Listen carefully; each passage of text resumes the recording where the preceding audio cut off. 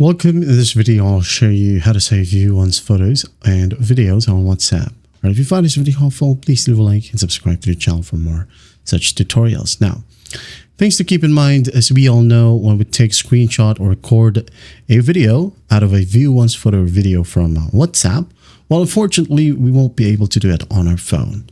But as you can see here, I have a mouse, right? So I'm just using my phone or mirrored my phone into my PC. So that's one problem that you have, or that's the only problem that you have. That's not a problem. You can just easily get the free mirroring app, okay?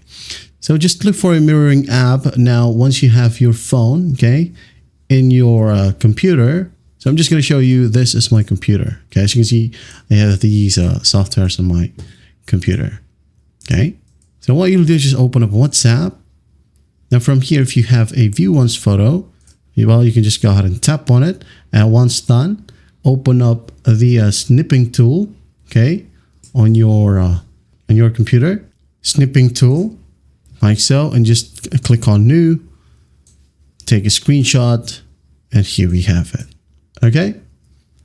Now, if you don't have a computer, well, the only way to save a ViewOne's photo and video is to just use another phone. Okay, that's basically it. Those are two ways to save your ViewOne's photos and videos on WhatsApp. Well, I hope this video helps, and I'll see you in the next one.